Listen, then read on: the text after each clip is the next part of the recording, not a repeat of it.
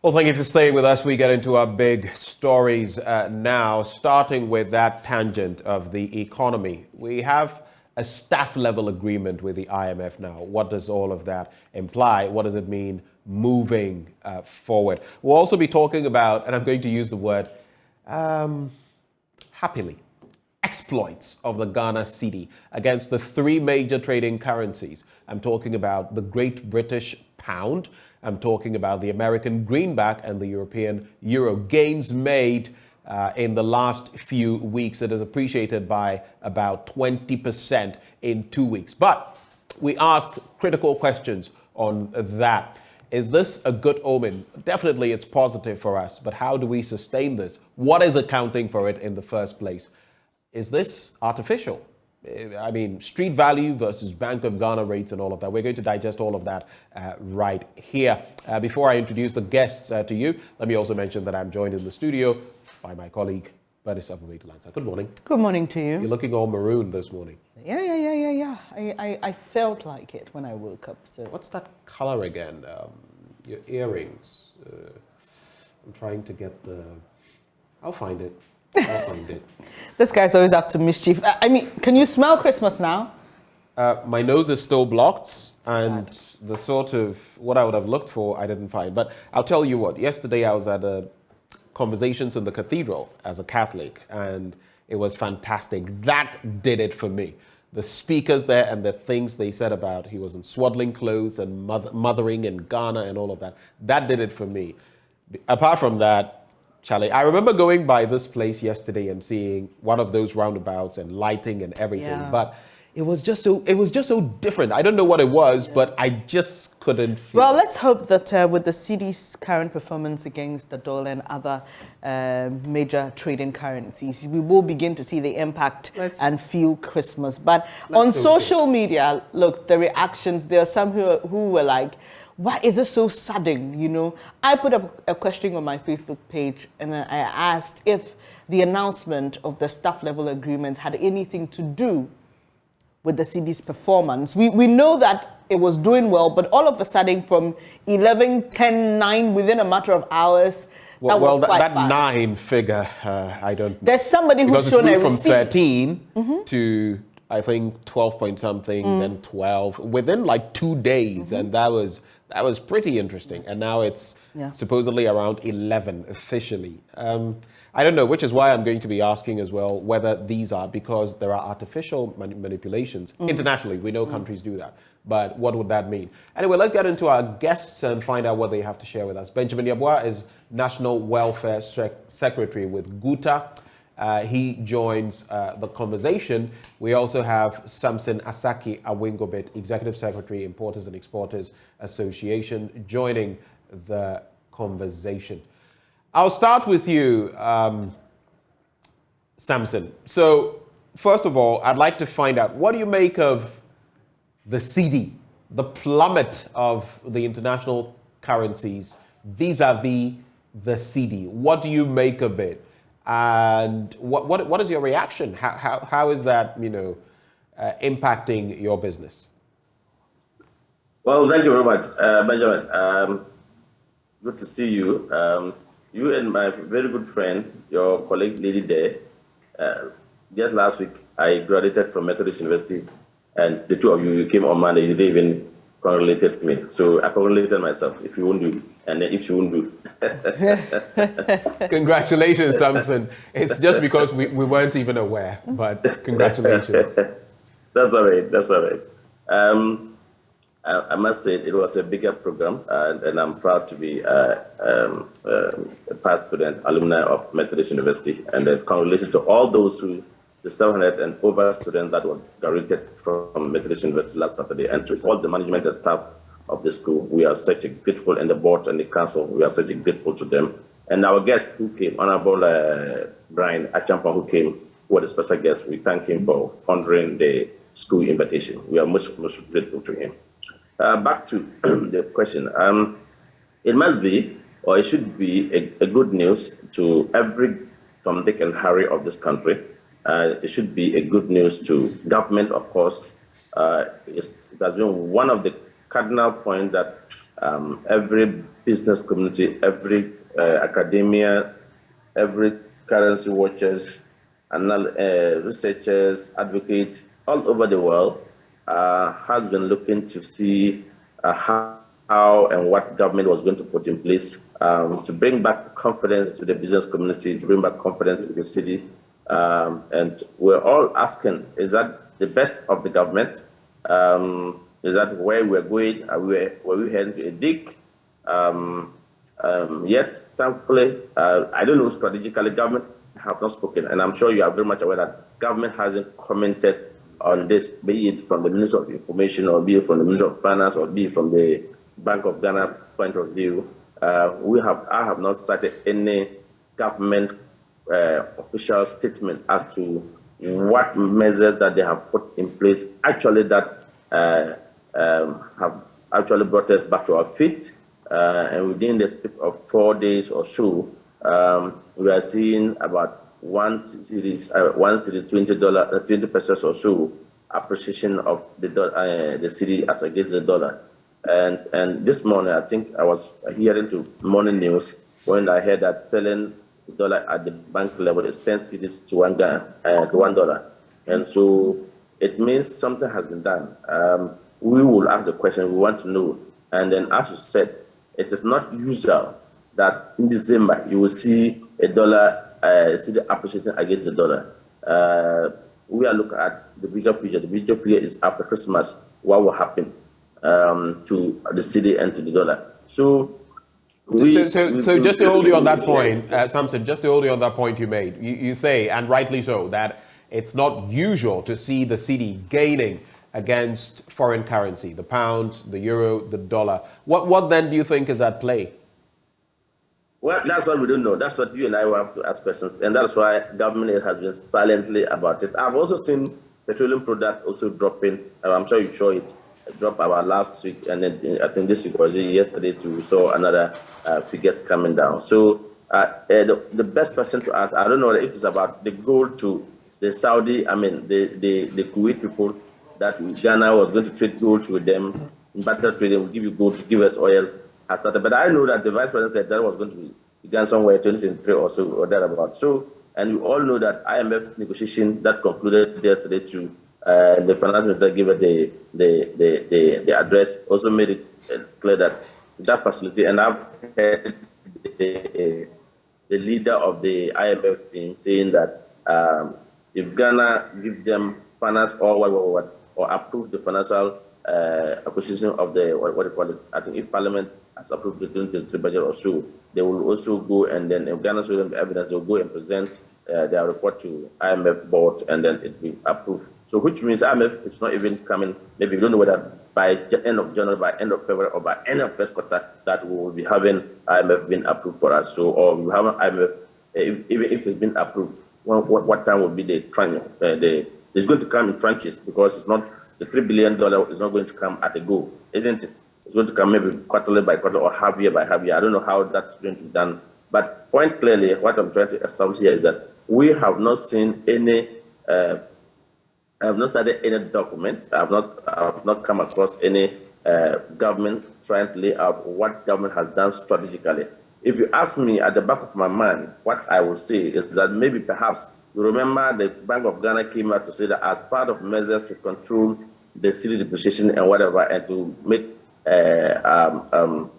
our economic growth, is to Bank of Ghana was not willing and prepared to help or to support or to offload forex to the commercial banks as a matter of fact, to be able to release it to those who will be bringing in importers who would like to bring toothpaste, rice, cooking oil and stuff like that, you remember. And so that became a talk of town. And so I don't know, maybe if this commodity that the Bank of Ghana described as non-essential commodity used to take a chunk of our dollar out, and because of that, because they are no more going to get that chunk of dollar, there's much more dollar at the Bank of Ghana, and the Bank of Ghana is releasing it, but giving strict directives to the banks, then perhaps that has brought it stability out. Okay, so if that's for now, the case, then we should be thinking about hunger that will loom on us, because I have not seen any statistics for Bank of Ghana or the Ministry of Agriculture to be able to tell us what are the statistics of maize we have in stock, what are the statistics of rice we have in stock, what are the statistics of vegetable oil that we have in stock that will be able to feed the country. If the government, so be it, hold it that they will not release the forest to the commercial bank to support importers of these commodities to go and bring them. So meaning that the already existence or the already availability of those commodities, when it ran out of stock and we are not getting forest to go and bring it, then you and I are going to have, or Ghanaians are going to get the branch of it. So right. Samson, let's move the conversation forward. I don't want us to dwell too much on this. I think your point is clearly made. I just want to find out from you, these rates that we are seeing now, whether it is the 9 CDs some people purport on social media, or 10 CDs or 11 CDs, is that reflecting, are these rates reflecting in your business? Because you export, you import. Is it reflecting as of the current business you're doing? Are these rates that low for you when it comes to the dollar and other hard currency? Just a very brief answer on that. So what Bank of Ghana, what custom used to do is custom used to use the Bank of Ghana rate, which we all know that the Bank of Ghana rate is lower as compared to the commercial banks or the open market. But later, sometime earlier this year or so, the Bank of Ghana, the custom dropped the Bank of Ghana rate, and they were using the commercial bank's rate to be using. Sometimes the commercial bank is a little bit higher than the Bank of Ghana rate.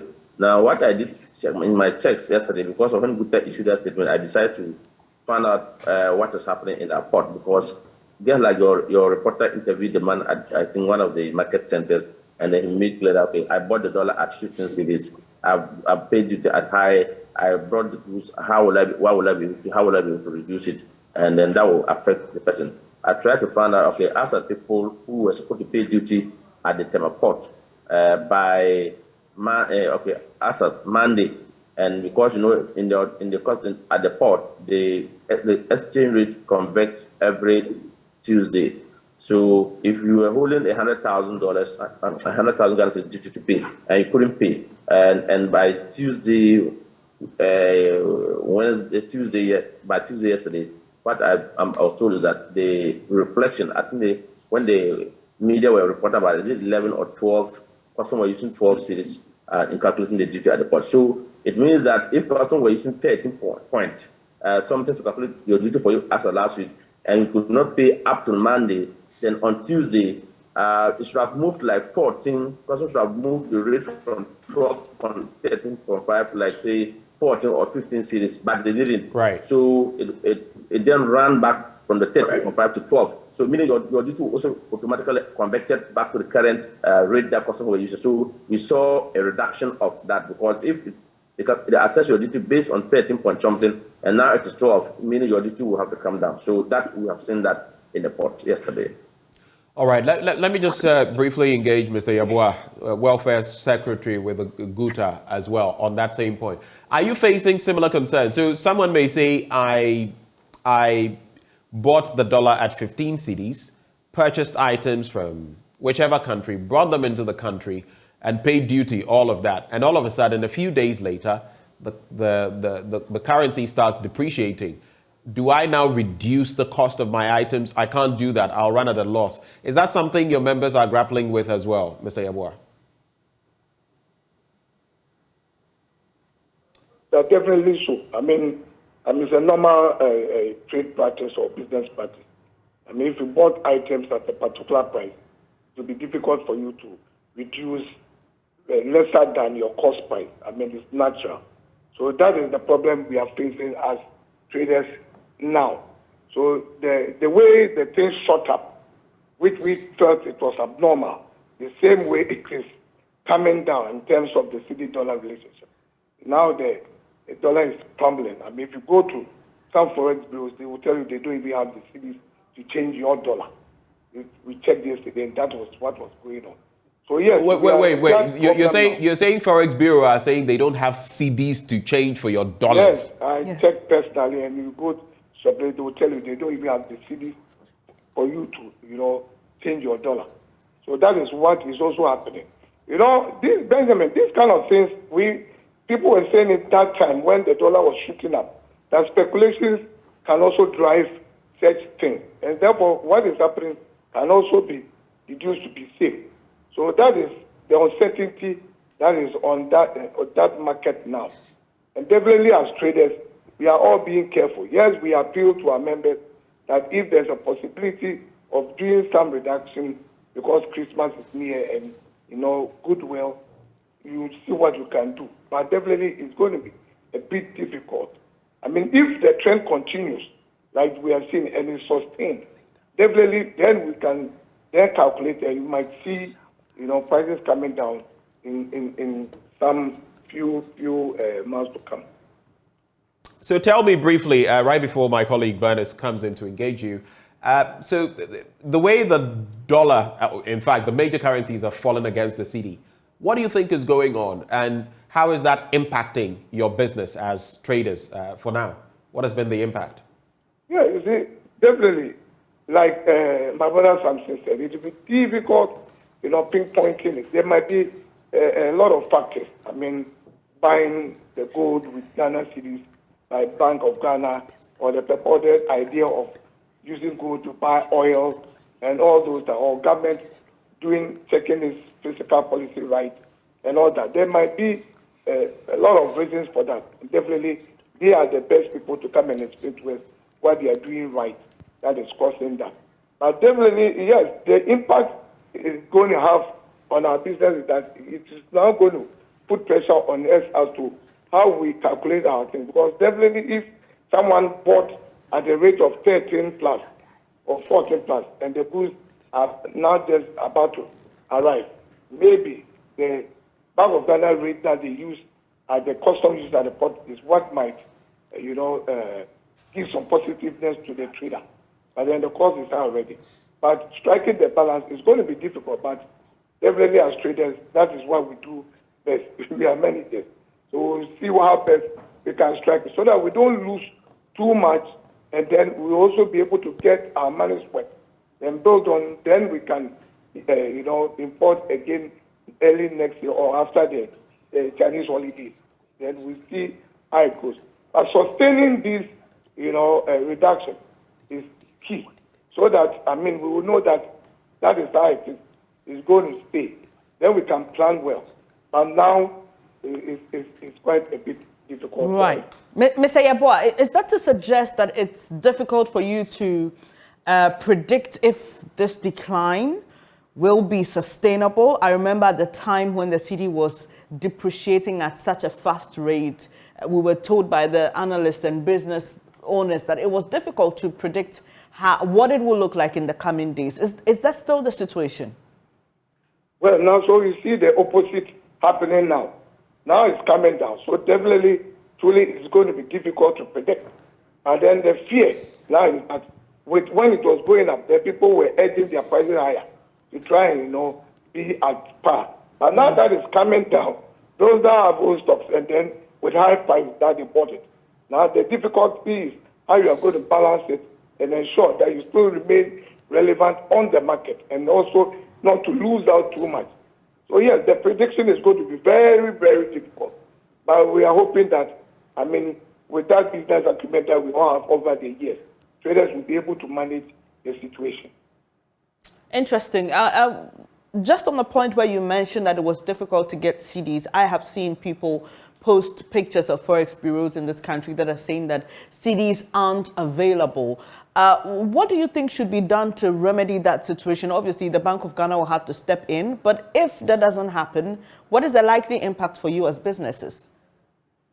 Well, you see, that is where, like somebody said, Bank of Ghana or the finance ministry should come out quickly.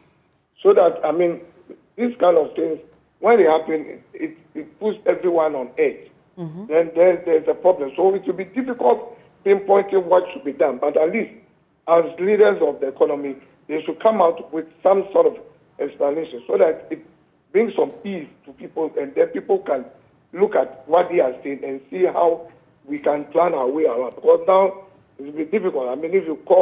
If they don't have the cities to buy your dollar, or you go to a forex bureau and they are telling you, come back later in the afternoon, we'll see if you can get cities for you. Then they are going to have a problem. But then those who are having the dollars and they bought at the dollars at high price. They are now panicking to try and offload it before they lose out.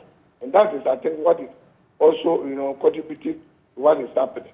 It's the real situation we have on our hands. Right. There are some who have suggested that the announcement of Ghana reaching a staff-level agreement with the IMF and other factors, like Mr. Awingobet has mentioned, the BOG offering forex support to some BDCs and other importers of essential items, could be the reason we are seeing what we are seeing. Just your quick thoughts on the IMF deal and the concerns being raised by some unions and organized labor about how it would affect the general welfare of its members, considering that pensions are going to be used in that debt exchange program. Just your quick thoughts on that. Well, you see, the point is that definitely there's this talk about the IMF 3 billion coming in and other support programs that government is trying to do. Definitely to have that impact on whatever businesses we are doing, or the people will project that there's going to be more dollars, and therefore if I have mine that had a higher price, I should be careful, otherwise I'm going to lose out. In terms of whatever that the IMF is doing with government and is, affecting pensions and all that, it's for government to come out clearly and explain further so that people can be put at ease. Because, you have, these organized labor talking about expressing their fear about what it can impact on their, pensions. And then government also, at the background also saying otherwise. But there should be a clear-cut policy statement that can allay fears. And then I think it's quite important, especially with this, serious decline of the dollars against the cedi.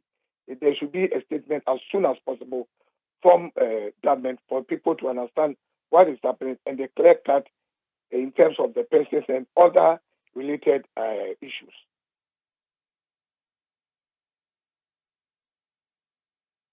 Cedi was depreciating, and I visited the Opera Square and Okaishi. There were a lot of complaints by traders there because importers were sending them messages sometimes overnight telling them we've adjusted our prices, and they had to reflect, those had to reflect on the prices of goods that they had already purchased. The argument was that, yes, we already purchased these items, but if we do not put the new difference with the dollar to cedi ratio on it, we'll run at a loss and we will not be able to go and get more goods. Now, the reverse happens, and naturally people are expecting that what happened when the cedi was depreciating will happen now that it's beginning to perform better against the dollar and other major trading currencies. But there appears to be a problem with the reverse, because then businesses also say they will run at a loss. There are some who have suggested that there should be some form of mechanism generally in calculating the pricing of goods for traders. Do you agree with that? No, I don't agree with any mechanism that would give the pricing of items to traders. The business or the normal, buy, sell, demand, supply should come to play. And to naturally adjust price. There shouldn't be any special mechanism to adjust. Look, the point is, if you are having the cedi, depreciated and the dollar increasing, it's a little bit easier to always hedge your price just to ensure that it can cover the continuous depreciation. But then now that you bought the items are there at the higher price that you bought them, and then now the cedi is now appreciating. It makes it difficult to now reduce the items that you bought at a higher price, which you know definitely you will lose. And therefore, as a business person, you should then know that, look, if I'm going to import some now and I'm able to get some dollars from my bankers, which I can, do transfer for them to my suppliers, then I know I can envisage that those that are coming down will now have a price tag. Then I can, do my mathematics and see that, look, with that price tag, if it should come in now, since I've now gotten some transfer out, then I know that then what I have in, I can strike a balance, reduce it a bit, so that what is coming, when the imported ones that are coming in with a lesser price tag can reflect on the older one in my stock that has a higher price. Then I strike a bargain. It's a dicey issue. Right. Which Clearly, you have to really plan well. Right. So you don't really lose. So, Mr. Yabua, how does Guta, with all that is happening, clearly we see that there are those who may take advantage of situations like these to either bring undue or unfair, that's the word, unfair competition. So someone may decide that let me just bid my price down so bad that my other colleagues will not get any market, everybody will rush to me. And on the other side, there are those who would increase their prices so high in the case of a depreciation and take advantage of the customers. Does Guta have any way of ensuring that your members do not take undue advantage in situations like these? Well, since we don't have that price mechanism system, the only thing that Guta does is to appeal. And any good business person strives on turnover. But definitely, if you increase your price too much, and others are also having clear less, they will have a better turnover. And we are all going for prices from different sources. So that makes it a difficulty in trying to put any price mechanism into the system. But whatever it is, as we've done all these years, definitely it will be taking that equilibrium that people can be able to price well, and we will move on. I mean, yes, it's quite new to us to have the city depreciate quickly over a short time, and now same reversal is happening. It's difficult for it, but we will definitely manage as we go along. But definitely government should come out with a statement that will give us all an idea of what is happening and how sustainable what they are doing is, and then we can be able to plan very well.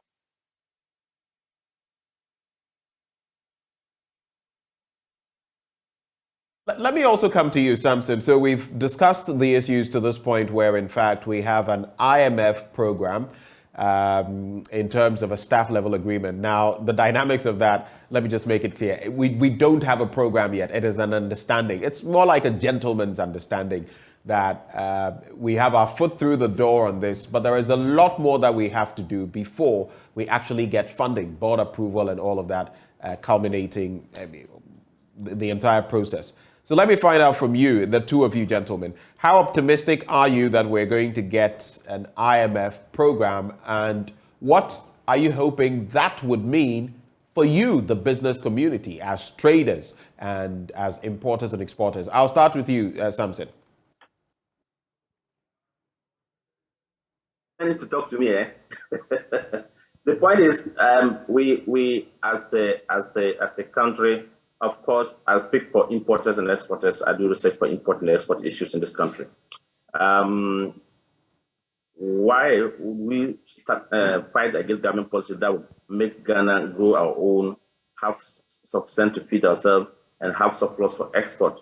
I strongly believe that we should be able to push for that. But as I said to you the last time, some of these policies get like Yabua have just cited example, like people go to change their forest itself, and the forest producers are saying that they don't even have the city. So is it a deliberate attempt by the Bank of Ghana directing commercial banks do not give any currencies to local currencies to the forest brewer again?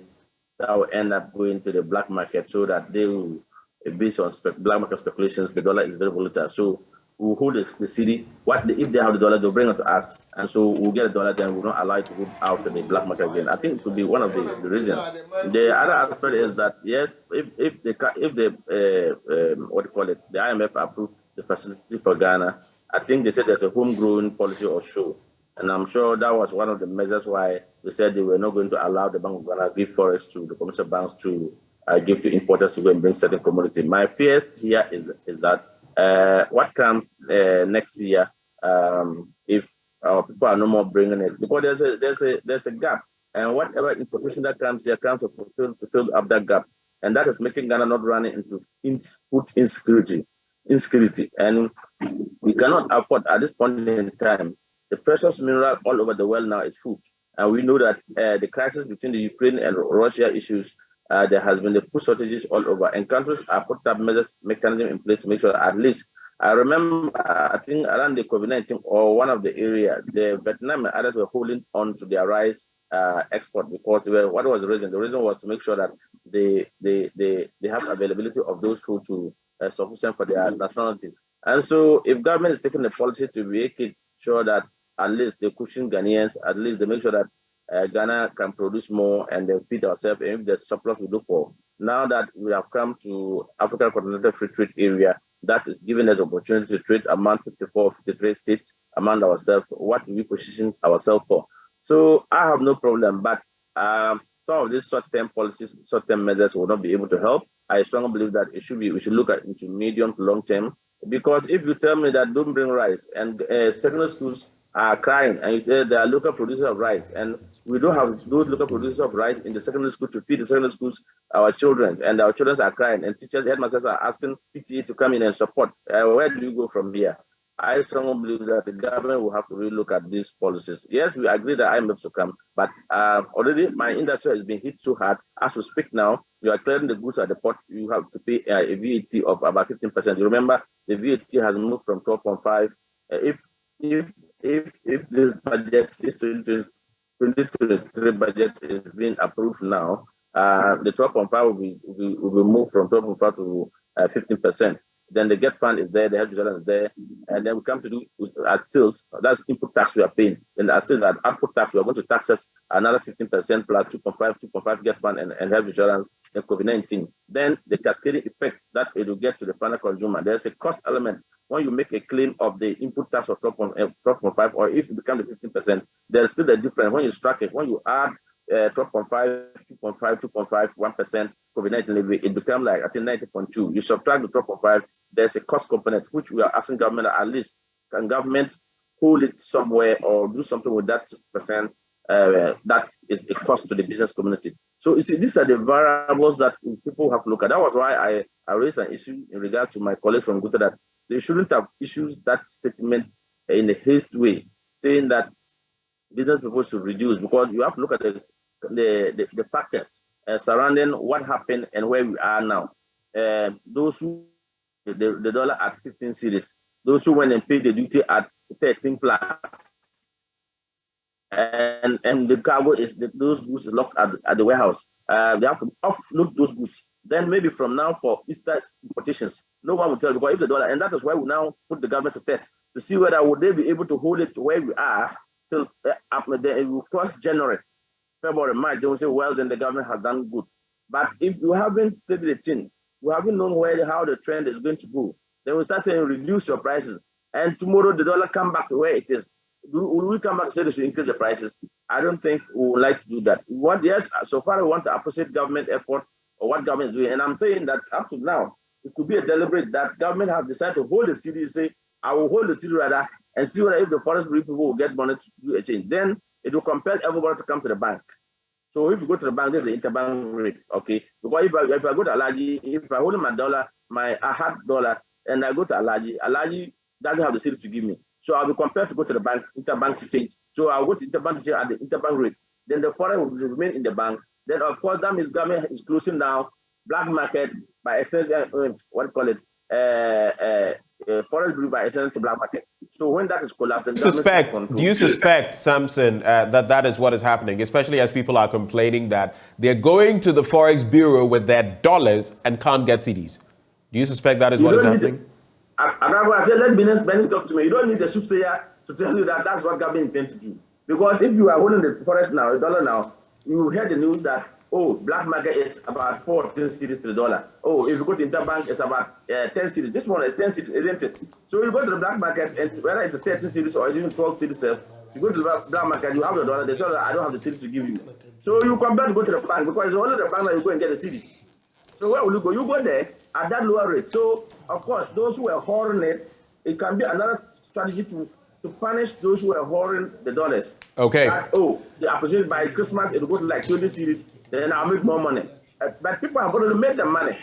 Those who were smart make the money, and those who are not smart will lose. And all so right. the government has put up the measure. Mr. Awingobit. This measure is a silent measure. All right. Yes. We're grateful for your time. We don't have all the time, so we have to move the conversation on. But we're grateful, Samson Asaki Awingobit. He is Executive Secretary for the Importers and Exporters Association. Let's now hear from Mr. Yeboah, National Welfare Director of GUTA. On that same point, very briefly, and do you agree with Mr. Awingobit when he says that? So there is a move. So if you want to exchange these are the measures that have been put in place supposedly by the central bank, but that would also have spin-off consequences on the market. What is your brief take on that? So, like Samson is saying, he is talking about, that what he is assuming. But we would prefer that we get that kind of explanation from the Bank of Ghana itself for us to know exactly what is going on. Otherwise, we will just also be assuming and speculating. So, it's a dicey situation. It's been a turbulent year, and it's ending like a soap opera with series, which is quite dramatic. But then we just pray and hope that this city appreciating is sustainable, but then it can have some positiveness for our economy, generally, and that is so good for everyone. But then if we have that clear policy direction as to how it's being done, then we can also plan well. Because there's definitely getting items also coming down. It's a good thing for everyone. It's a good thing for you, Benjamin, as a consumer. And definitely it will help everyone. But then it shouldn't be such that it can be another, mirage, and then we can go back to the city depreciating again. And that can be chaotic for us. So let us hear from the central bank and then know exactly what they're meant to do. Then we can plan well. Right. Thank you so much for your time here this morning. Benjamin Yeboah, Director of Welfare at GUTA. At this point, let me introduce two guests who've joined the program. Dr. Priscilla Chumisi-Bafo is an economist with the University of Ghana. Right. And then we have Stephen Amwa, MP for Inshayaso, popularly called Sticker. Good morning to you. And also on the Finance Committee of Parliament. Most important, yes. Then that's why he's here this morning. Dr. Chumisi, good morning to you. Great to have you here. Let me take your initial reactions to what we are seeing with the Cedi's performance against the dollar. Indeed, when you look at what is happening globally, you can tell that the dollar is beginning to lose its stronghold. In recent times, the dollar had been very strong against all currencies. But in about the last week or two, you see that the dollar is beginning to weaken. And when you come home, you can clearly tell that the Cedi is also appreciating against the dollar. So that is the global scene. On the domestic front, I believe that there was a lot of speculation that led to the significant increase in the demand for dollar at the time that the dollar was up that sharply.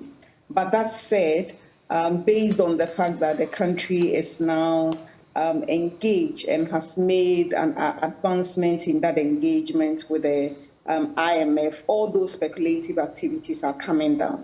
And rightfully so, around this time, a lot of importers have already placed their orders, so there's not much demand. And people are also coming home for the festive season, so they are also bringing in a lot of forex. So all these culminate into the seemingly strong performance we see with the Cedi against the dollar. Bernice, just a quick interjection. So you've mentioned two very important things. You say that people may have imported what they would already, and so there's not much pressure, and that could be accounting for the appreciation of our local currency. But you used this word, seeming appreciation. Why do you contextualize it like that? I ask because when we're speaking to Samson Asaki at Wingobit a short while ago, he said that if this were able to be sustained till January, February, March, then we could call it some good work by government. Is that how you feel as well? Is this sustainable? Exactly. To a large extent, it will be sustained when we find that the economic fundamentals are moving in the right direction. For example, you see that the sharp depreciation we experienced in a few months ago, indeed was what was happening on the market, but there was a lot of speculative activity that was also going on, in the sense that people were buying the dollar to make money on the dollar itself, the fact that the Cedi was dropping. And so I am being cautious with the choice of word to say that, yes, we do not have control over the dollar. And so long as at any point in time demand exceeds supply, then it means that the price of the dollar will go up. So if there is that much uncertainty in the environment, for which reason people do not have hope in the Cedi and would rather want to go for the dollar, then you find that every time you have that pressure. So until we have a bit of certainty within this environment, we would say that any gains that we are seeing in the short to medium term, we would have to watch the space and be careful to see whether it will be sustained. Right. Let me come to you, Mr. Stephen Amoah. Clearly, you must be Dr. Stephen Amoah. I beg your pardon. Clearly, you must be. I said Mr. So I corrected myself. Dr. Stephen Amoah. Oh. So let me take your quick reactions to this. We know how hard businesses came at your government for the Cedi's performance against the dollar, but we are seeing some good news now.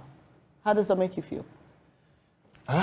Yes, once things are improving, so far as the Cedi-dollar relationship is concerned, of course, it's re-establishing market confidence, and it's good, and definitely is mitigating impact of hardship on Ghanaians. However, if I'm to speak professionally and not as a politician, I think as much as we are all happy things are getting okay, we shouldn't be swelling-headed. Because the most important thing is sustainability.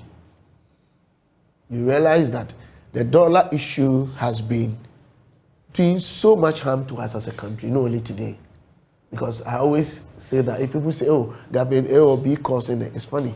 A country that is wholly import-driven, your currency will always have this and other performances. Definitely you can have issues that can cause this acute situation. What I'm trying to say is that we should find a way to sustain this. How do we do that? The long-term approach is there, which we all know, import-driven economy, we need to find a way to it. In a short term, or as immediate measure, let me tell you, I went to South Africa, then you get a picture I'm talking about. We were about 5. I was the only member of parliament. They asked for your IDs, everything. Within about 5 minutes, they got their change, or whatever exchange rate transaction business. Mine was about 29 minutes. Because when they entered my name and realized I was MP, they had to do a whole lot of search on me.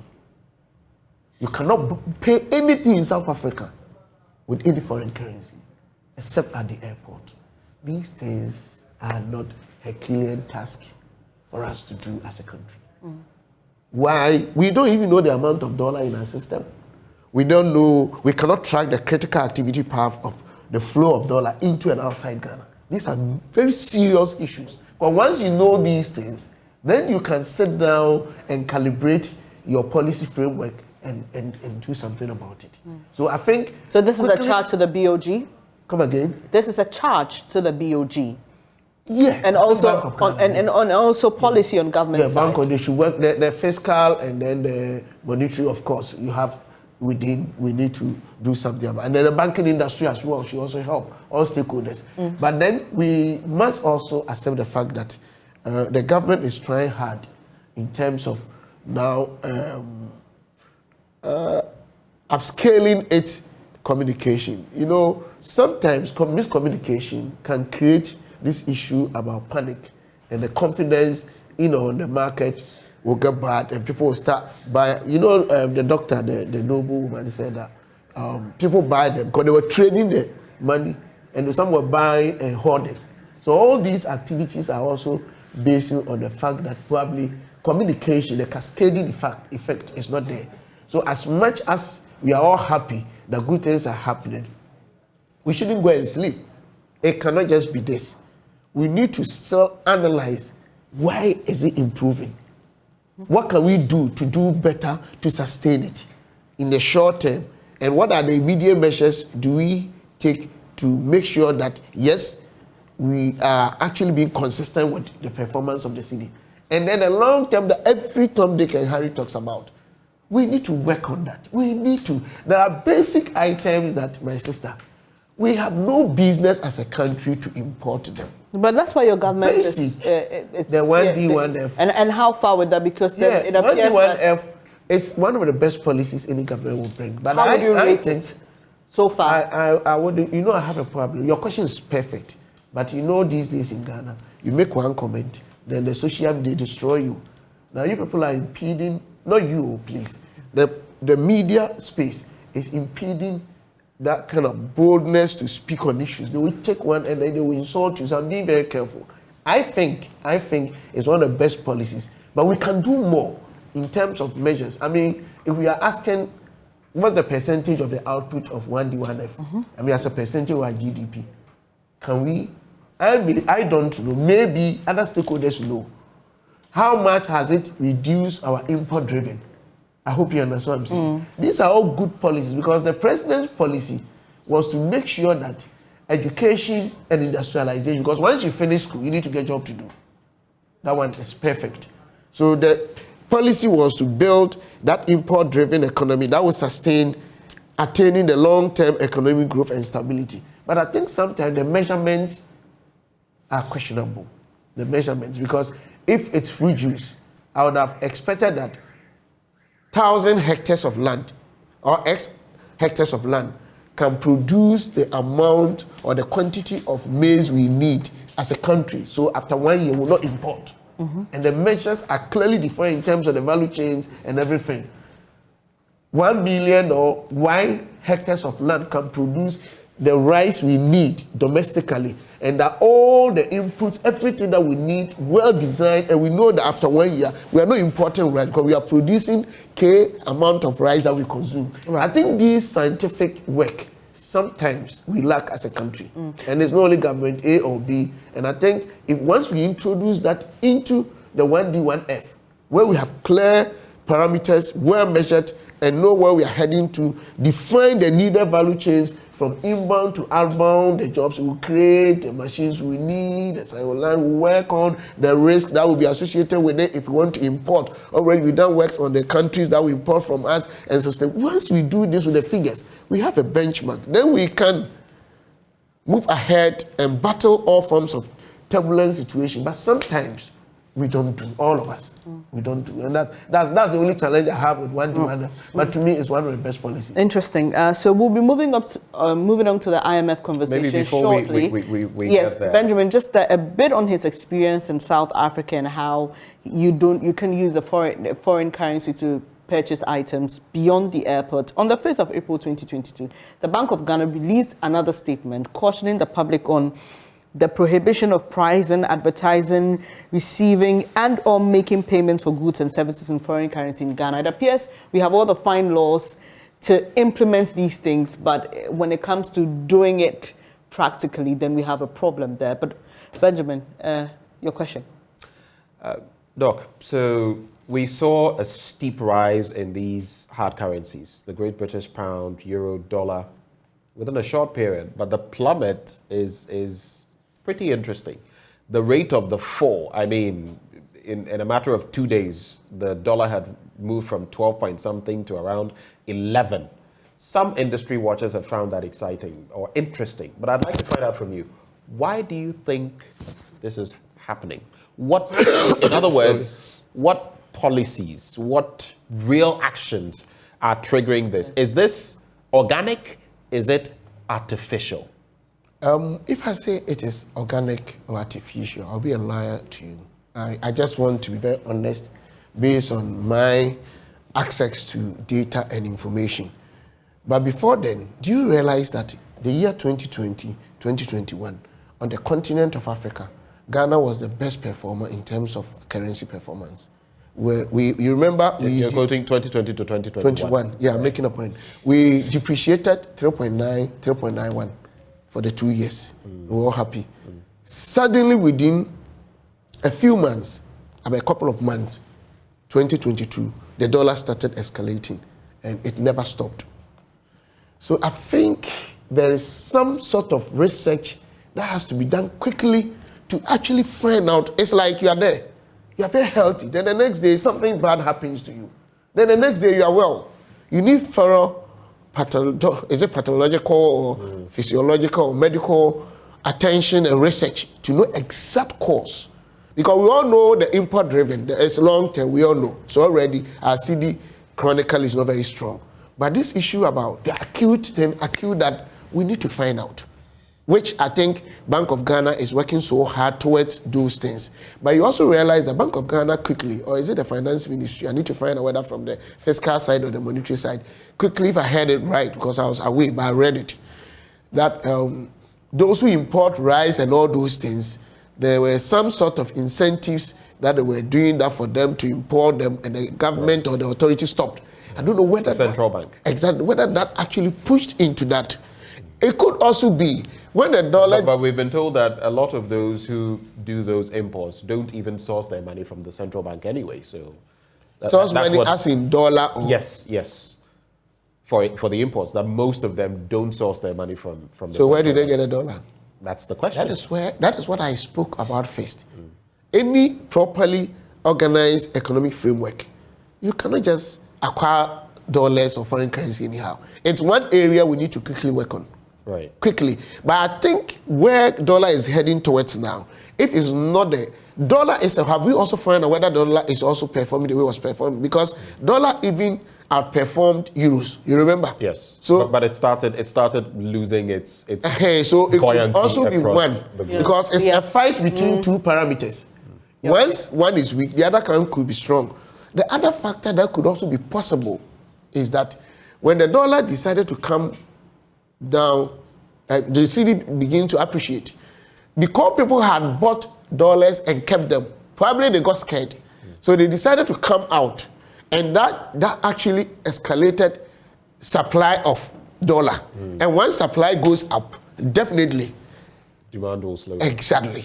So once the supply was going up, the dollar will begin to be quite weak. Cedi will begin to appreciate. But in all this, the most important factor is that the relevant stakeholders should take advantage of this and never for the dollar to go up, the Cedi to depreciate the rate it was again. Okay. I don't know if you understand what I'm saying. I get you clearly, and it's I always and my sister says I wanted to comment. Right. Talking about the South Africa and Ghana, there's also one thing all of us should help. This is not about party A or B. We make policy implementation very difficult in Ghana. Because, look, even Joy FM here, which is, to me is, if not the best, one of the best media houses in Ghana, or even in Africa. I've traveled. This one is great. And your top boss can come out with policies, rules, and internal controls. If the workers, down to even security, if you don't help to comply, support, it will be very difficult. Sometimes our country, things are too difficult. You make this policy, this person says, and this group say no. You make this, you remember AGI and Guta. Any policy you make, it goes against the other, they say they will not allow. And sometimes the misinformation in the public domain, people who do not even have the requisite knowledge in speaking on issues, they take authority, they speak and misinform the public, and the support of the entire citizenry you need, you won't get it. So as much as other countries, they comply with authority policies and other things, we should also try as a country. Other than that, you change government and change government and change government, it will not work. But I think in a very quick response to that, I think all we need is a strong hand to do certain things, because I don't feel, I mean, you're a politician. Sometimes you, the politicians, you backtrack on things because of the loss of political capital. Right. And I don't see, you go to Rwanda, they had something implemented on pastors, and you must attain this and that before this and that. Other African countries are doing things and they are not, people will be against it, but that is now the law. You either comply or it bites you. So I feel it is less a problem of policy implementation and more a problem of the loss of political capital. And that is where both NDC and NPP, you don't have the will because you're afraid. I agree. Sometimes I think absolute democracy must be well applied in our context. Right. I don't want to go too deep what former president. I get the point you're making. Let me quickly bring in Dr. Chumesi Bafo very briefly on this. So I'd like to find out from you, from where you sit, why do you think the Cedi has become muscular, macho all of a sudden, and is whipping the dollar, the pound, and the euro? For you, what accounts for that before we move the conversation forward? Hello to Honorable. I believe. Hello, Doc. I'm a prof. He's not a professor. I believe that a lot of the speculation that was going on accounted for the sharp depreciation we saw in a couple of months ago.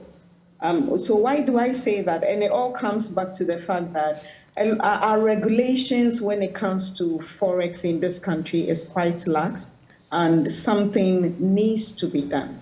And most of these speculative activities thrive on information. So every time they are anticipating what is happening, and then the demand balloons and it creates this seemingly shortage of which the price falls. And then when you look at the price mechanism we are using for our exchange rates, we are doing a managed floating. So in essence, demand and supply will determine the price of the currency. But periodically, you see that when the central bank has enough reserves, then it will pump in a certain amount to ease the pressure on the price of the dollar. And so for now, I think that principally a lot of things are happening. Speculative activities have come down because the indicators are that the economy is coming back on track. For example, Ghana has managed to get a staff level agreement. So it tells speculators that yes, the trajectory the economy was on, there would be a sharp turn when eventually we get onto a program. And so all those people who were hoarding the dollar are now offering it on the market for sale. And so you see that that is what is happening. And around this time too, we also know that there's a lot of influx of dollars because Ghana in recent times is becoming the destination for Christmas, really, when you look at people in the diaspora who are moving away from the cold to get some sunshine. So all these activities, but we are being careful in trying to be firm with the performance of the Cedi, because we know that by the end of January, February, there would also be pressure on the Cedi because by that time, a lot of foreign companies will be repatriating their profits and all that. So when you look at the trend of the performance of the Cedi, it is very sensitive to happenings in the economy. But I think that if the central bank, is able to bring speculation to the barest minimum, and then we could see some relative stability on the Cedi over time. Right, let's now talk about the IMF. Yesterday, the big announcement was made. We've reached a staff level agreement. Dr. Stephen Amoah, finally, this government appears to be making some progress with the IMF deal, despite a lot of resistance on the debt exchange program by organized labor. At this point, organized labor is still firm in its stance. We don't know how that is likely going to impact the next steps when it comes to securing the $3 billion proper, because we all know the processes involved. This is just one of the initial steps. How does your government hope to address this particular issue? Because it appears that it will be problematic for you. I think, in the first place, the IMF and the Ghana government negotiations or arrangement to ensure stabilization of our economy and also sustainability of our debt restructuring program got to where it is not just by chance. And let me also tell you and Ghanaians, it's not IMF that has program for government. It is government program presented to the IMF to show that we are ready we are prepared. This is our program. This is what we want to do to restore economic stability, to ensure consolidation of our fiscal space, to do ABC. Then IMF will look at it and say that, oh, it's good. I think it makes sense. It can.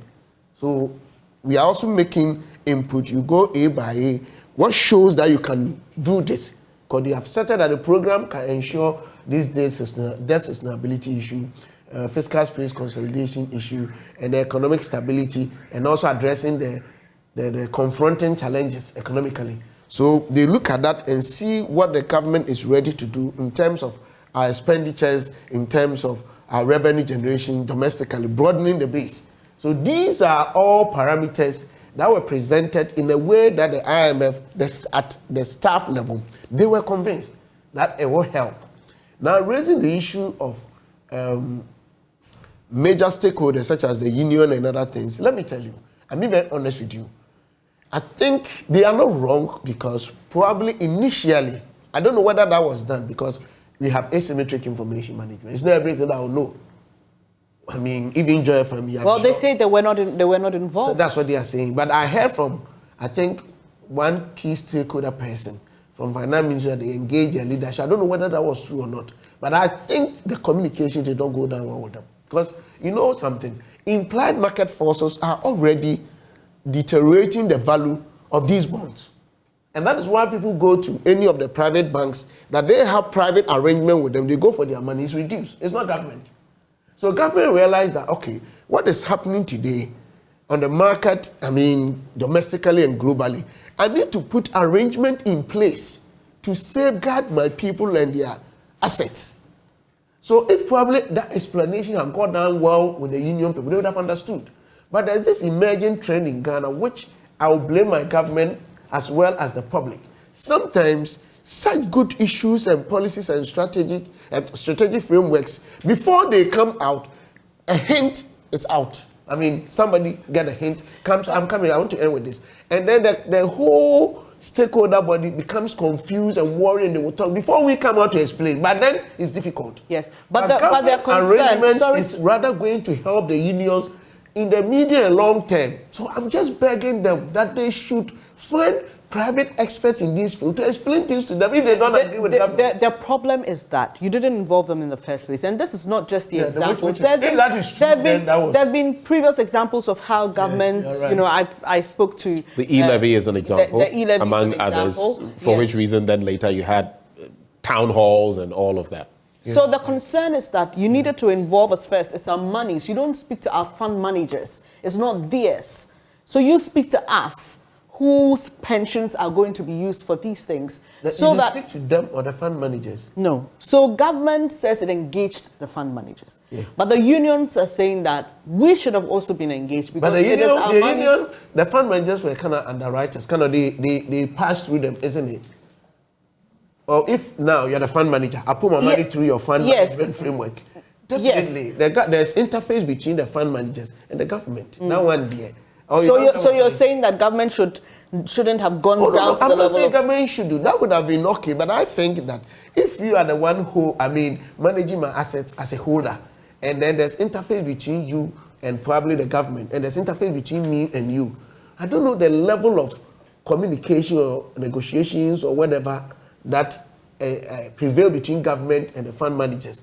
Probably the fund manager could have also engaged their clients or whatever before going back to government to do that arrangement for government to accept. I think in all, communication probably was not effective. That is what I think. So you are right. I side with you. Probably communication was just like you were talking about. No, you don't side with me. I am not the one making the complaints. No.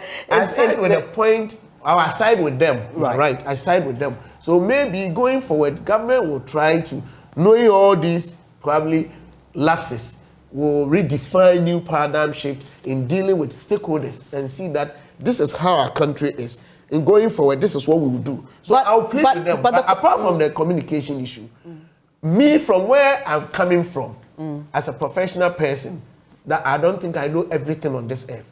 But I'm telling you, government arrangement will rather help and save them. Because the devaluation thing is not government doing it. There's implied market forces. and all over the world it can happen, and it's happening elsewhere. But So those they who say, what is government taking in all of this? The statement by Occupy Ghana says, look, you created the mess in the first No, place. that's not true. Madam, let's be honest. This thing, no, give me 1 minute. This issue about government created a mess.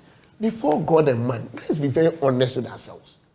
So we want to say that if now they see here, Oppo, flood to a brick and all the houses here demolished, then you say that your landlord alone did not put up a good house. We have fundamental. But in legal terms, we have explanations for that. That is a force majeure situation. No one blames anybody for a this. natural. There is global crisis. Is there no global? You know the interesting bit, but it's just a second. This issue. Let's bring God into this picture. I'm not saying this government is perfect. We made a lot of mistakes. But the crisis today, the acute nature, is global. Let's be very honest. Dr. Amar, Benjamin, just a minute. So you're saying that this government didn't overborrow? What do you mean overborrow? Let me explain this thing to you now. I'm sure doctor will listen to us.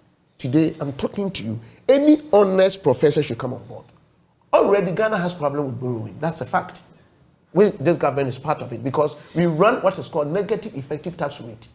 Whether with or without COVID, monies outlay from government to the households are always far more than monies we get from taxes. So our country has problems with deficit. That's one. Two, we had about 20 months of impaired productivity. People were staying home. Government was paying them. At a point in time, nobody had to go. Our government was paying them. After about 14 months, if 10 people were going to work, 5 would go, and government was paying them. Private sector sacked over 40,000 people. Payee, corporate taxes, everything went down. Government was still spending in the areas of obligations and other things. Definitely, the arm of borrowing will be the obvious choice. And because GDP was not growing uncontrollably, our debt to GDP will go up. Africa grew negative 2.02. They were predicted negative 3.3. So things were so bad all over the world and against us. I'm not saying people shouldn't complain. But if you don't go to work, you're not getting money, your children will eat, light, water, won't you borrow, you let them die. So the borrowing was too much, but it was an uncontrollable situation. Right. People should understand. Let me just make these 3 quick points before I move to Dr. Chumesi Bafo. I found it interesting. I heard someone make this point recently, a politician, in fact. There will always be crises during any administration. You can look at the last administration from 2008, the global economic crunch that we faced, doomsaw and all of that. Someone will also tell you those are crises. But doomsaw wasn't global. I never said it was. The other point, I mentioned the global economic crisis, and then I came down to they doomsaw. come in different forms. So I'm saying that there will always be crises. It has under never any been administration. in the history of this country that people were asked to stay home, but they will be paid. Right. The second point to be made. So they happen in different forms. The second point to be made has to do with our debt. Dr. John Kuma, in recent times, and he's on record to have said this, that we may have overborrowed. Those are his own words. And of course, we know that of our debt stock of over 40 billion Ghana cedis, currently 330 billion thereabouts was accrued by this administration. Now, Dr. Chumesi Bafo, I'd like to find out from you. Under which circumstances? When it comes to, pardon me? Under which circumstance and situation? No, is it? No, are these figures correct or not? No, okay. I'm saying that you are right, but I'm saying that the borrowing, I've explained why. If right now, God forbid, something happens, you don't go to work, you have kids and wives, your only source of getting money is to borrow or get revenue. But because of your situation, you don't get the needed revenue. You don't let your kids die. Right. So this is what I want us to accept. And it's a fact. Dr. Chumesi Bafo, so when it comes to the IMF program, at least we have our foot through the door. We have a staff level agreement. But there are 2 sides to this. Are we going to meet debt sustainability requirements? Are we going to get the approval of the board? Professor Bokwin has said that the ball is in government's court now, and that it is only government that will be blamed if we don't get board approval. That is what he has said. And we also hear from the minority, they are saying we shouldn't be celebrating yet because our debt is still unsustainable. What do you see between getting our foot through the door and what it will take to get a full program from the IMF? Thank you once again. I believe that the staff level agreement has come in time, and so it gives an indication that Ghana is on track to get an IMF program. But when you read the statement, you know that with staff level agreement, they would come here and look through the books, consult all stakeholders, and find out whether Ghana is on a good path in terms of particularly our debt levels have to be sustainable. And so Ghana has presented quite a detailed debt exchange program on the domestic front. And there is also the expectation that there will be some debt restructuring on the foreign front as well. And so before the country can get a board level, a full-blown program, it means that Ghana needs to show that the debt levels have been brought to sustainable path. And then in the medium term, I believe that the target is about 55.5% of GDP. And so all the debt restructuring and what government is doing is trying to show that it's on a path to getting the debt levels sustainable. But the condition really is that government is facing a lot of pushback on the domestic front, particularly when you look at issues and statements that labor unions have issued out there, the threats for strike action. There's a lot of pushback. And it comes back to the fact that probably the consultations did not go on well before the announcement of these programs. Because if indeed people were involved and knew what was at stake, then I think that if you are sitting at the table and at the end of the day an agreement is reached and you come out to say, no, you do not agree, probably that would be in bad taste. So the responsibility now is on government to be able to convince stakeholders who at this point are on the losing end in the sense that people invested, fund managers invested with anticipation of a certain return. Now, implicitly, they are having to take reduced values in terms of the proposals for the debt restructuring. So at the end of the day, the buck stops with government, and any delays in reaching agreements with the debt restructuring on the domestic front could possibly lead to a delay in Ghana obtaining a full program, a board level agreement with respect to the IMF program. Doug, as it stands now, we don't know of any meeting between government and the unions. In fact, yesterday, just before we had that announcement from the Finance Ministry, the BOG and the IMF, we spoke to an executive member of the TUC, and he said they had not been called into a meeting yet, and we still don't know if that is going to happen. Meanwhile, the minority in Parliament, represented by its ranking member on the Finance Committee, Dr. Kasela Atoforsen, is asking for an external debt restructuring program. They think that that is important. We also need to see that because we need to make sure that it fits within the laws that are prescribed. What are your thoughts on that? I think that with respect to the external debt restructuring, if I'm correct, the government has hinted on that.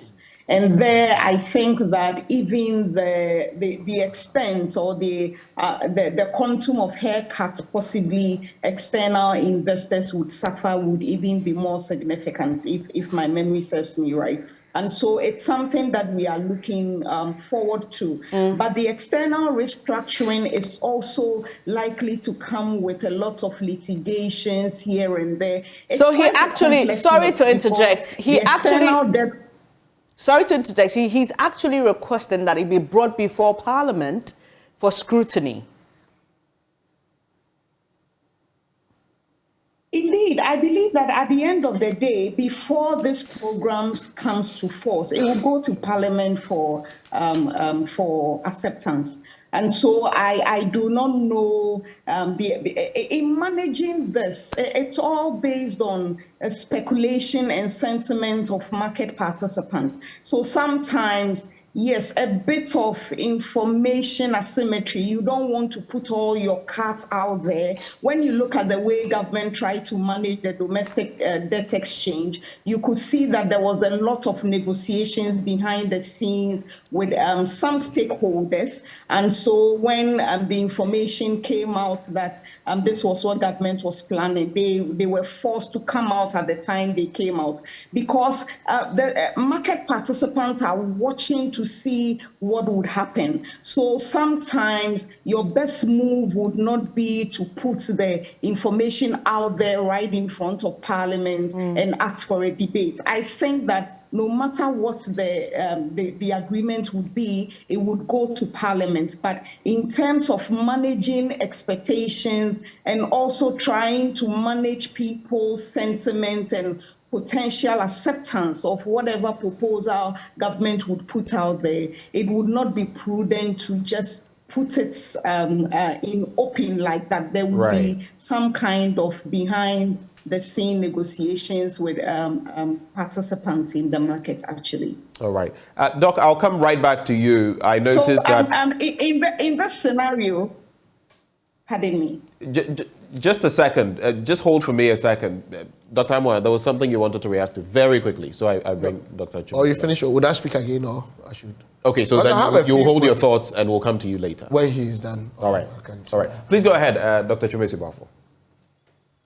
Yeah, so I'm saying that in this scenario, you see that the way it's sort of government prepares people to be able to accept one thing before the other. And it's all so that the information does not come out as a big shock.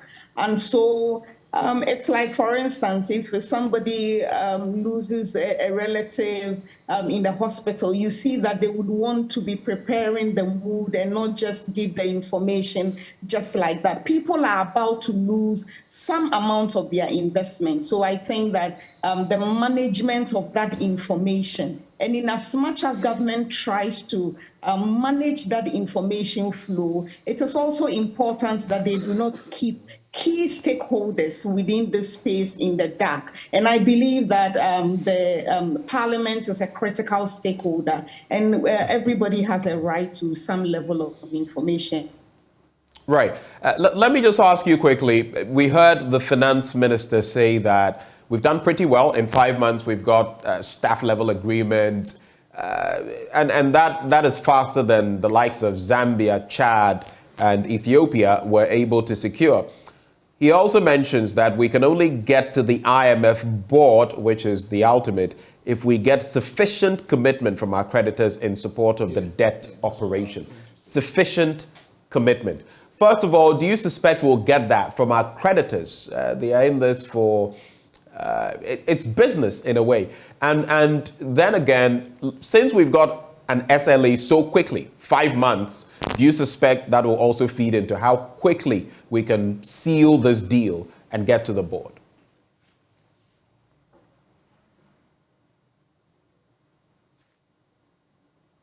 Dr. Chumesi Bafo, are you there? Did you get the question, please? Pardon me, Benjamin, my network was playing up. Can you repeat the question? Right. So I was saying that Chad, Zambia, Ethiopia got to the staff level after many more months. In our case, it's been 5 months and we're already there. The finance minister has also made mention of the fact that we need to get to the IMF board if we get sufficient commitment from our creditors in support of the debt operation. And I'm saying that these creditors also have a business thinking. Are we going to be able to convince them? And since we've got here so quickly in terms of an SLA, do you suspect that will also feed into how quickly we can get to the board and secure funding? I believe that how fast we get to the board to secure it would depend on the restructuring that is happening. So when you look at the Zambian situation, I think that they also got a staff level agreement around early December, but eventually their program took off in August. So a lot depends on what is happening on the domestic front. Once the staff level agreement has been reached, now the onus is on government to negotiate and seek consensus from key stakeholders, particularly people, institutions that are being quote and unquote, they do not have an option but to probably accept what government has or meet these institutions halfway. But at the end of the day, whether we get it as soon as possible or it delays, it depends on how government is able to show the fund that this is the path it is on, and for that matter, all stakeholders are on board for that. I think that what is quite new on the Ghanaian front is that we have not had the experience we are going through now before, in a sense that over time, government had periodically borrowed from bilateral and multilateral agencies until recently. And so when it comes to threats of default or negotiations for repayment, we have not really seen something like this before. And that also explains a lot of the pushback that you observe, because people are used to investing in government instruments. Government instruments, the examples we give in the classroom, for example, is that government instrument is safe.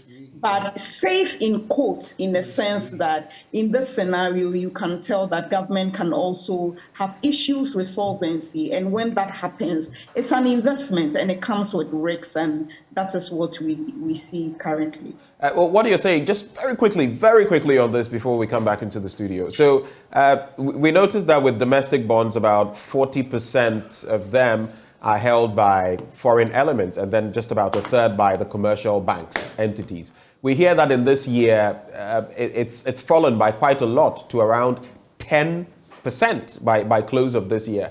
Is that good or bad for us, especially as we are also trying to own our market? Just a very quick reaction to that. It came to mind. I think that on that score, it is good. And going forward, the country needs to be a lot more stringent on who is able to purchase our domestic bonds.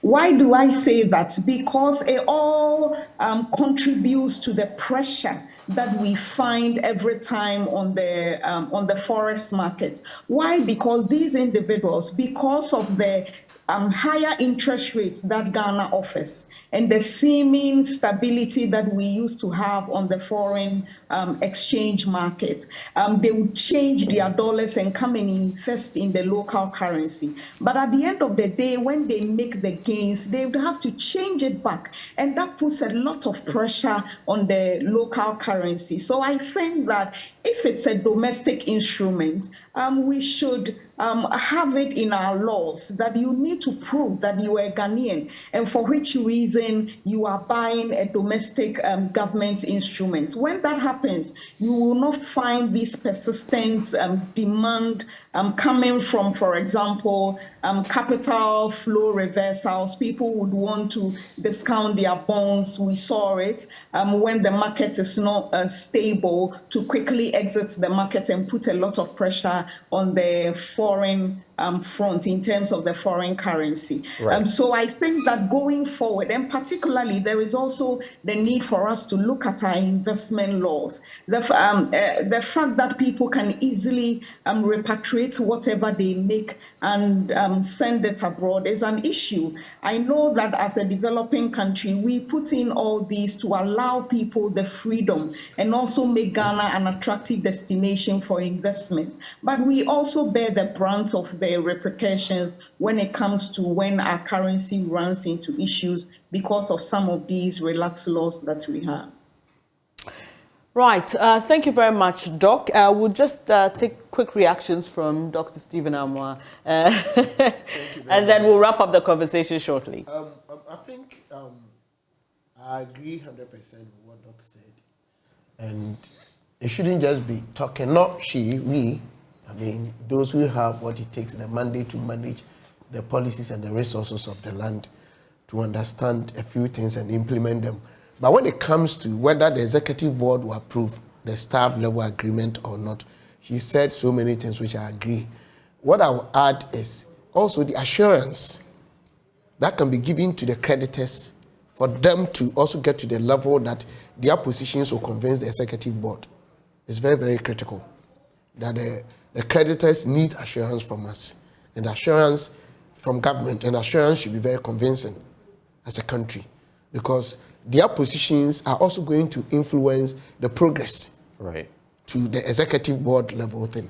One thing we should also know that I put down was, we should also understand the fact that there is already external debt service policy framework, contrary to what my brother Dr. Atuforsen said, and that was 18%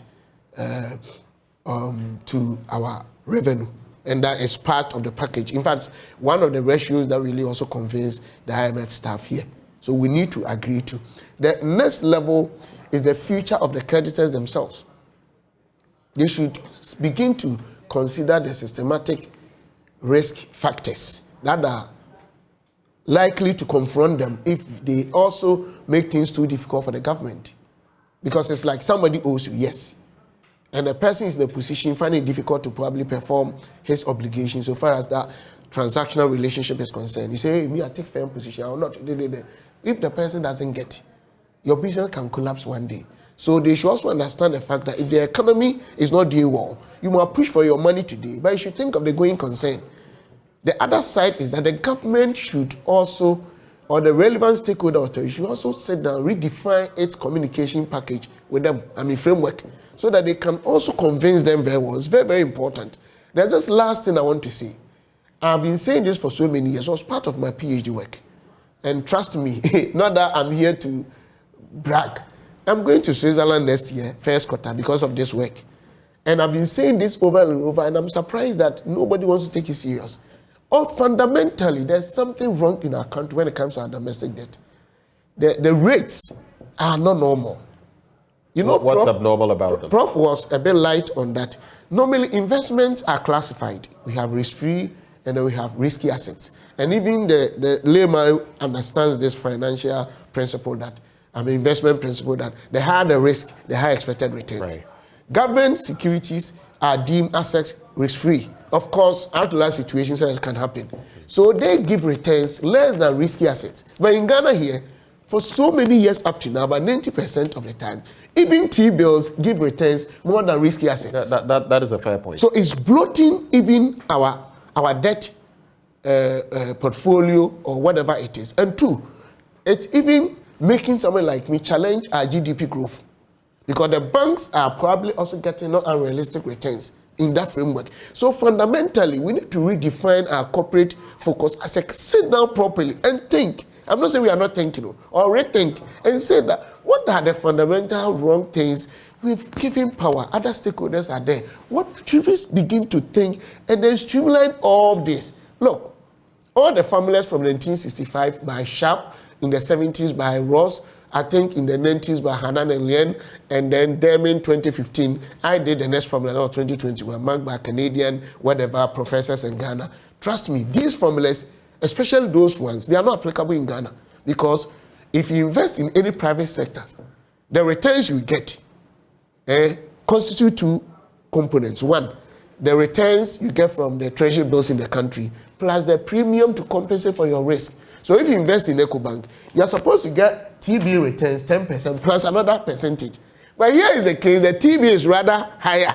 So fundamentally, I get what you mean. Exactly. So the structuring itself is problematic. Though when you speak of the current T-bill structure, it is also affected by the policy rate hikes and other things that have happened. So that have also forced us to. But I get it. The fundamentals generally are problematic. We need to design the harmonization of these parameters and get proper structure so we can build on. And sometimes it makes even some of the economic figures and parameters and variables, values that come out, not really reflecting what happens on the market. Okay. I hope you understand what I'm saying. So, it's in fact, this thing that has happened to the world and to Ghana should send a signal that for once, we need to sit back and say that, okay, what can we do that going forward?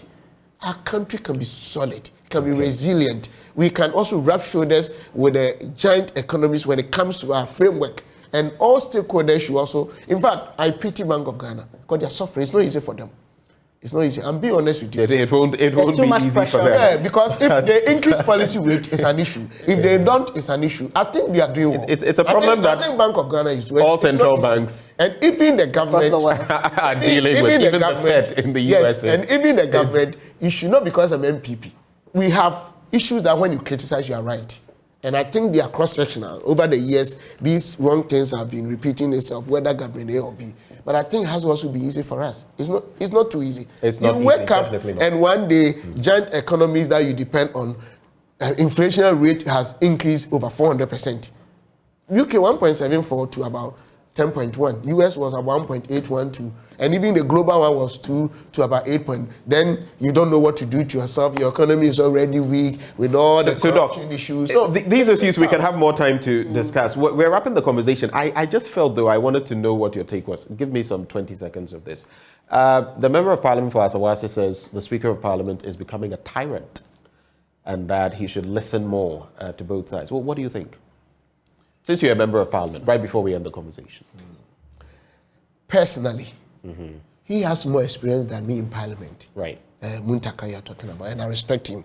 I don't know what he's talking about, but I think... He was talking about the censure motion and not building enough consensus, and says Professor Michael Quinn in such matters was better at listening to both sides because he and didn't go building down consensus. Did he talk about the committee findings?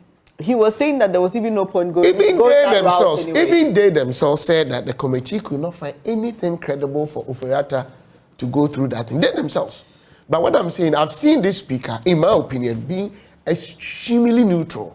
Sometimes our people complain. Right. Minority also complains. It's like Joy FM. When NDC they are in power, they complain. When we are in power, we complain. So you disagree with it means something. Oh, what Muntaka says no. So in fact, speaker is very straight. If it means something, I think he's going against us. Sometimes they also think, but he has experience. I'm being honest. Ask me growing up, he was among a few people that I was learning from politically. And the speaker understands the standing order, understands even the constitution with respect to the work of the legislature.